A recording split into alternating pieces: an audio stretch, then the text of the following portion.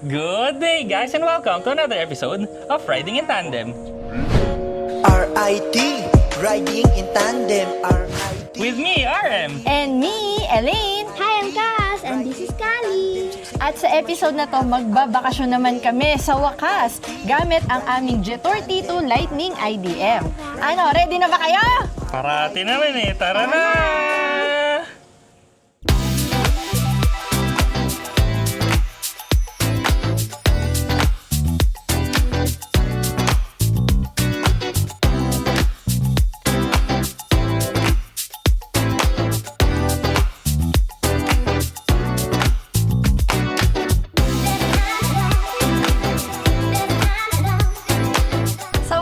Nakapagbakasyon na rin kaming buong pamilya. Ngayon, galing kami sa General Trias, pupunta kami ngayon sa Subic at magsuswimming kami doon. Okay, tangkita naman, di ba? Hindi kami prepared. Terno kaming lahat ng damit. Pupunta tayo ngayon ng Asea Subic Beach Resort. Parang second home na namin yan. Naks, kasi pagkaganda-ganda naman talaga doon. Kaya kung meron kayong mga electric vehicles, no, or mga plug-in hybrid electric vehicles, at naghahanap kayo ng pupuntahan na gusto nyo merong charger at libre pa. Yun, napakagandang option ito, Asea Subic Beach Resort. Ang distance ng Asea, simula sa bahay namin, 206 kilometers. Kagaya kanina, no, medyo nag-ikot na kami kasi bumili pa kami ng snacks, tapos nagbangko pa kami kasi syempre hindi pwedeng umalis tayo ng walang pera. Kailangan merong baon, no? May mga bata. Ikot-ikot, tapos mamaya, syempre hindi naman tayo didiretso doon kasi syempre kakain din muna tayo dahil syempre magla-lunch na rin. Hindi, nag-lunch na rin pala, dumaan na rin pala kami. Pero mamaya, syempre kakain ulit tayo doon. Merienda naman. So, kaya hindi talaga masasakto natin na 206 kilometers yan. More talaga yan. Ang gasolina natin, no, nagpakarga tayo dito sa Petron before MCX. Napuno natin full tank, 1,022 kilometers. Ang reading dito sa range ko, 1,022. Imagine niyo, no? Pagkalaki-laki sasakyan, isang full tank, 1,022 kilometers. Pero syempre, depende yan sa pagmamaneho mo, ha? Kasi syempre, kung ratrat ka ng ratrat, hindi aabot ng 1,022 yan. Dapat talaga yung chill ka lang magmaneho, gradual acceleration. At saka syempre, pinaka-importante, dapat alam mong gamitin yung hybrid system mo. Kasi kung hindi mo alam, syempre, malakas ka rin sa kuryente. Sa biyahe natin na to, ikukwento na rin namin sa inyo kung kamusta yung experience namin dito sa Jetor T2, kung ayos ba siya so far. So malapit na rin kami mag 1 year kaya ikukwento muna namin sa inyo. Unang-una, no, ang naramdaman kasi namin talaga yung tipid, lalo na nung biglang tumaas yung yung gasolina. Hindi kami masyadong affected doon. Kasi yung pagas namin, parang January pa kami huling nagpagas. 3 buwan na yung nakalipas, may gasolina pa rin kami. Hindi pa namin siya nilalagyan. So, ganun siya katipid. So, yun, plug lang kami ng plug sa bahay. Hindi naman masyadong tumaas yung kuryente noon. Kaya, maramdam talaga namin compared dun sa dati na naggagasolina kami sa internal combustion engine. Para lang alam nyo rin, no, umaaray kami dati. Nung hindi pa tumataas kasi ngayon sobrang tumaas yung gasolina eh. Pero before pa tumaas yung gasolina, umaaray na kami talaga kasi ang mahal na talaga ng gasolina. Pero ngayon kasi super mahal na talaga. Ang dalas kasi namin noon na mag-Maynila, tapos syempre galing kaming Cavite. Nung kinumpute ko talaga yung pang isang buwan namin na gasolina noon, para kaming nagbabayad ng bahay. Masakit siya. Masakit. Pero dahil nga ngayon, no, nagpalit na tayo ng plug-in hybrid. Ito, yung Jetor T2 Lightning IDM. So, yung mga Manila na biyahe namin, hindi na kami namumroblema sa gasolina kasi nagsasaksak lang kami kuryente.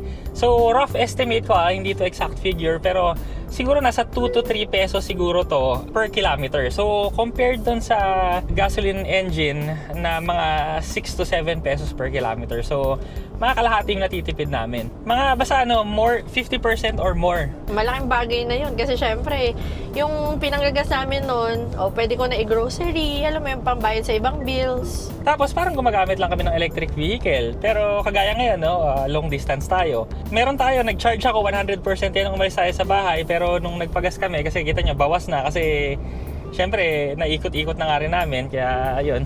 Sa biyahe na to, titingnan din natin kung kamusta ba. Kung matipid ba talaga ang hybrid sa long distance driving. So, basta alam nyo na, puno tayo ng electric, puno tayo ng gas. So, ngayon, ilalagay ko na nga siya sa hybrid mode.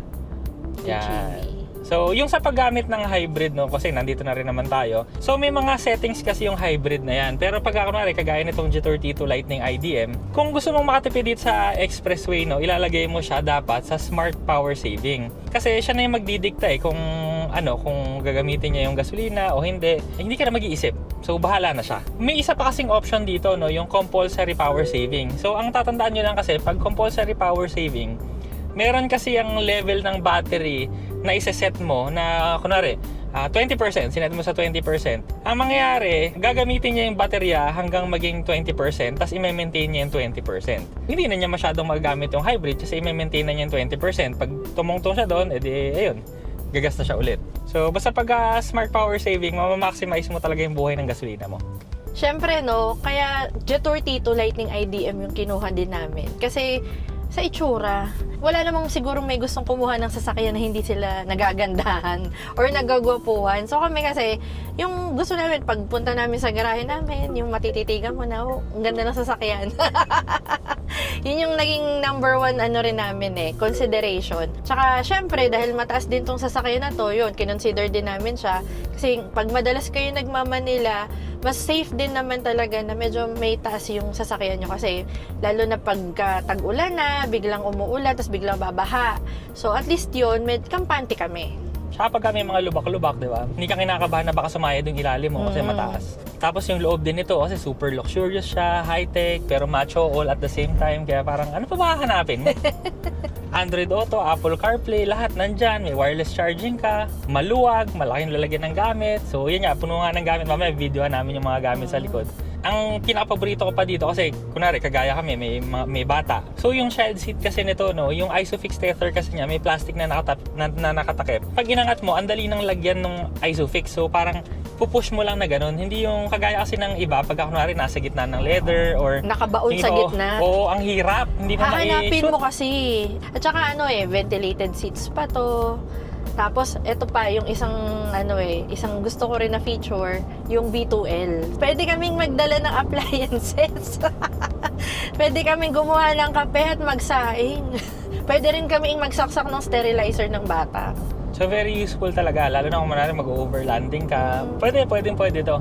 So, ngayon habang nagdadrive ako, ginagamit ko lang ngayon yung adaptive cruise control. Tapos yan, bumabagal siya, bumibilis siya. Siya na yung bahala. Ako, nakahawak lang ako sa manibela. Tapos, syempre, hindi ko pa rin pwedeng bitawan yung manibela. Kailangan, nandito pa rin ako. Sa akin kasi, ang laking aluwan na sa pagmamaneho. Yung hindi ka na preno ng preno, gas ng gas. So, yan, hayaan mo lang siya, set mo lang. So, Nakakapagod kayong mag-drive. Para doon sa mga hindi nagda-drive dyan na.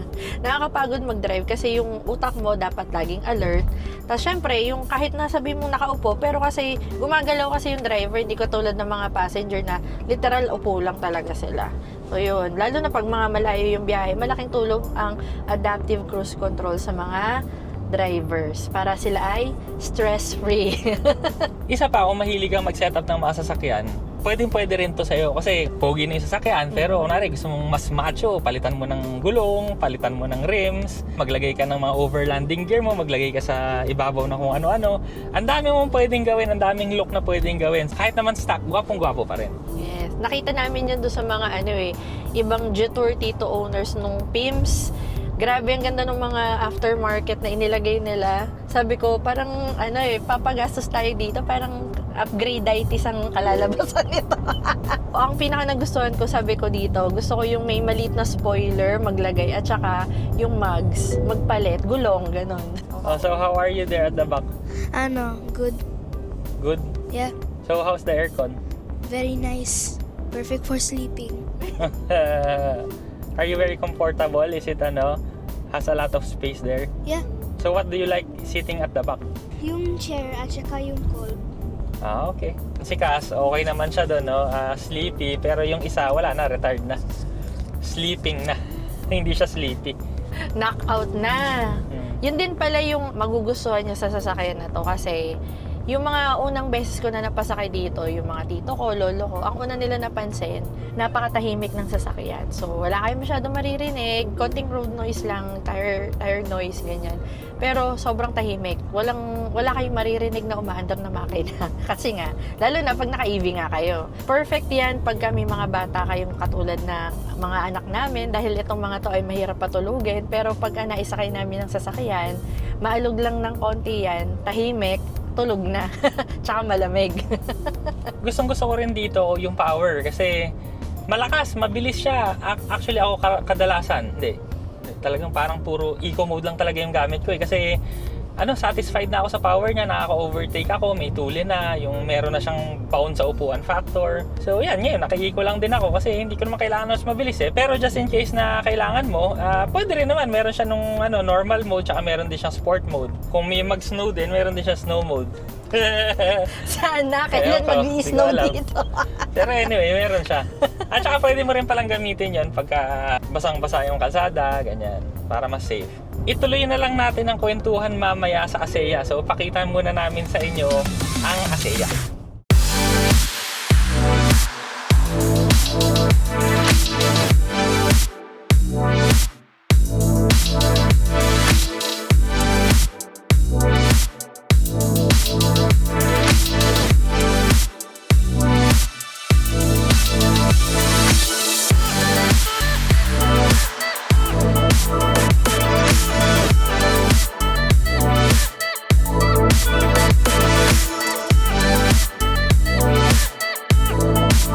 At dito na natin ituloy ang usapan. Pero bago natin ituloy, tingnan nyo muna ang aming paligid. Nice ba? Ka-relax. Ito na yung ASEA Subic Beach Resort. Napakaganda dito kasi maraming activities. Ito, unang-una yung beach. May swimming pool din doon. May pickleball. Merong playground. Merong mga water activities. So, kompleto dito. Plus, kung gusto nyo pang maglibot, around dito may mga mapupuntahan ka pa rin. Yeah. So, maganda. Dito ka na mag-hotel kasi marerelax ka. Tapos gusto mo maglibot, go around. At saka isa sa nagustuhan ko dito, kahit sa mababaw na area lang, may makikita na kayong isda. Kaya doon kami natutuwa kasi yung mga anak namin, hindi na nila kailangan pumunta doon sa malalim. Pwede na silang mag-fish watching. Actually, hindi na nga nila kailangan pumunta doon. Nandito lang sila sa tabi, Ayan na, okay na sila dyan sa Solve sun. na. Kung meron kang electric vehicle or plug-in hybrid, so pagpasok pa lang namin, nag-charge na kami doon. 7 kilowatt charger yata yung nando nila. Hindi ko sure pero kalagay kasi doon 3 hours tapos full charge na yung battery namin. Dumating kami dito, yung mileage na natitira sa amin, mga 788 yata, 780 plus kilometers pa yung natitira sa gas. Tapos yung battery natin, mga 30 plus yung battery pa. Sobrang katiting lang yung nabawas natin sa battery, pero nandito na tayo. Tapos may free charging pa tayo para pag naglibo tayo around dito, libre pa yung kuryente natin. Tapos pwede tayong mag-charge ulit para pag pauwi natin, libre ulit yung kuryente. So ganun kaganda dito sa ASEA, makakalibre ka rin ng kuryente para sa EV mo. Oo. Para din naman dun sa mga gustong magstay dito, syempre para yung may mga hybrid and electric vehicles dyan. So ito, pabor sa inyo yun. Sa expressway, yung pagdadrive ko, medyo mabilis tayo ng konti, Oo. So hindi ako nagtipid, nag-overtake ako. Hindi nag-overtake, marami kong in-overtakean. Pero alam mo yun, konti pa rin yung nagastos natin na gas. So very good talaga yung Jetour Tito doon. Kahit ang laki-laki ng sasakyan mo, machong-machong tignan, pero deep inside, matipid siya. Mapanlin lang. Oo. Dagdag ko lang yung kapiranggot ng gasolina na nagastos namin nung medyo nagmamatuli ng konti. Kasi na-traffic kami nung yung bungad ng NLEX. So yung gamit namin, punong-puno pa yun sa likod. Siyempre may mga bata kami. So ang dami naming dala na just in case. Pati yung mga laruan nila, dala rin namin. O syempre may mga pang-sterilizer pa kami. Bukod pa dun sa mismong damit namin. Tapos 4 kaming nakasakay. So yung mga in-betweens pa namin sa harap, may backpack pa tong si RM, may bag pa ako, tapos may baby bag pa si Kali. Nagdala pa kami ng cooler na may soft drinks, na may dalang yelo pa. May lalagyan pa ng yelo. Pero kayang-kaya nung tito. And yun nga kapiranggot lang yung nabawas. Ganun. Oo. Ang importante nga doon, spacious siya. So hindi kami nasikipan, pero marami kaming gamit na dala. Tapos marami pang pwedeng paglagyan. Yes. So kagaya nung sa center console dun sa first row, sa ilalim nun pwede ka pang maglagay ng gamit. Ang nakalagay lang namin dun, tissue para pamunas. Pero maluwag pa, maluwag. So sana nagustuhan niyo yung ano no, yung damit namin, no. Oo, kasi alam nyo ba, parang isang taon na ata tong mga damit na to sa amin kasi hindi kami nakapag-beach. So ngayon lang talaga namin siya nasuot, buti kasya pa. Pumayat naman kami. Pangarap ko yan na makapag kami, beach na pare-pareho yung damit.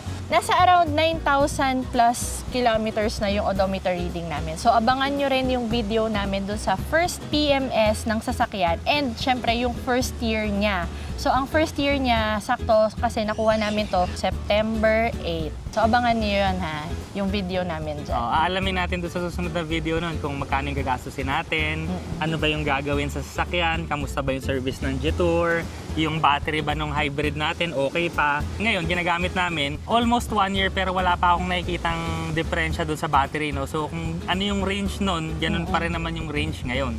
Cass, don't let Cali go in the water, ha? Isa pang maganda dito sa Jetour T2, no? Hindi nyo na kailangan hanapin yung mga controls dun sa infotainment screen.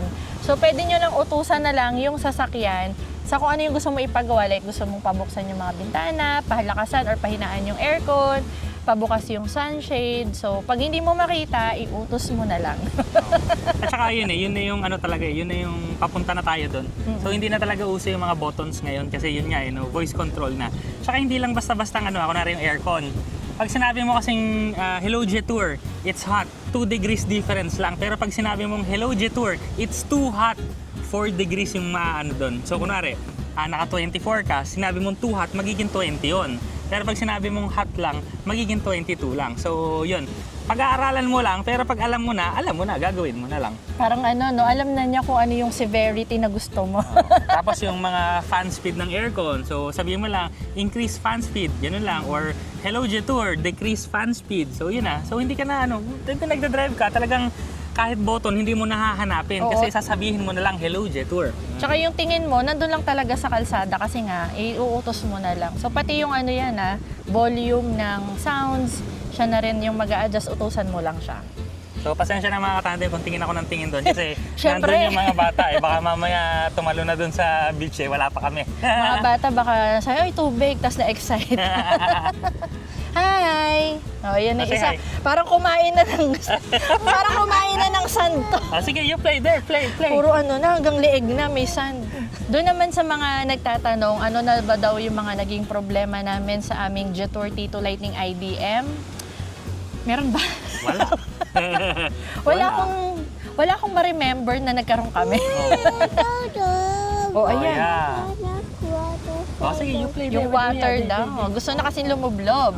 So anyway, wala kaming problema doon sa Jetour T2. Ginagamit namin araw-araw. Yun naka 9,000 kilometers na kami mahigit ng paggamit. Pero wala, from day one, wala naman kaming problema. So kung tatanungin nyo kami kung may problema, wala talaga yun ang magagawa namin. Kung ayaw nyo maniwala, pumunta kayo sa bahay namin, i-check nyo sa sasakyan namin. Yun lang yung masasabi ko. Wala So far sa paggamit namin ng Jetour T2 Lightning IDM, no, ang masasabi ko lang, ito kasi yung sa ngayon, perfect car para sa amin. Kasi lahat ng kailangan namin nandito sa sasakyan na to. Kumbaga, yung looks, ito talaga yung gusto namin. Tapos yung tipid, ito din yung gusto namin. Pati yung tech kasi yun yung talagang lagi namin ginagamit. So from Android Auto, Apple CarPlay, hanggang sa adaptive cruise control, hanggang doon sa lahat ng controls, yun talaga lahat, pati V2L, yun kami. O lahat kasi pati mga ventilated seats, alam mo yun, lahat kasi yung package nitong Jetour T2 IDM, wala akong masabi kasi perfect para sa amin. Kasi syempre, iba-iba tayo ng pangangailangan Sa gamit, depende sa inyo. Oo, depende sa inyo. At saka yun nga, yung sinasabi ni Elena V2L, yun yung parang pinaka-importante sa amin. Kasi imagine niyo kunwari magkaroon ng mawalan ng kuryente. So meron kaming saksakan, pwede kami magsaksak ng ilaw, ng electric fan, or kung may maliit na aircon, kaya nung kasi 3 kilowatts yung kaya niyang ibigay sa V2L. Napakaalwan sa buhay ng Jetour T2 para sa amin. Oo, tsaka kahit saan pwede naming dalahin. O, isa pa yun. Pati yung speed, water wading depth, kasi ang taas niya. Lahat Sobrang ganda. Pati safety features, okay na okay sa akin. Kasi nga may mga anak kami, so syempre iniisip ko rin yun. yung adaptive cruise control. Yun ang laging gamit. Oo, Kasi kanina. lagi kaming nasa, kung di kami nasa expressway, nasa highway kami. So, nagagamit talaga namin yun. Para sa amin, talaga sulit na sulit yung Jetour T2 Lightning IDM. So, kung ako sa inyo, punta na lang kayo sa pinakamalapit na Jetour sa inyo, tapos test drive nyo na lang din para malaman nyo yung sinasabi namin. Maraming salamat sa panonood. Sana nag-enjoy po kayo at may natutunan kayo sa video namin. O Oo. paano ba? Magsuswimming na kami. Dito muna kami ha. Babush! Bye! RIT, riding in tandem. RIT, riding in tandem. RIT, riding in tandem. Siksik na impormasyon mula kay RM at Elaine.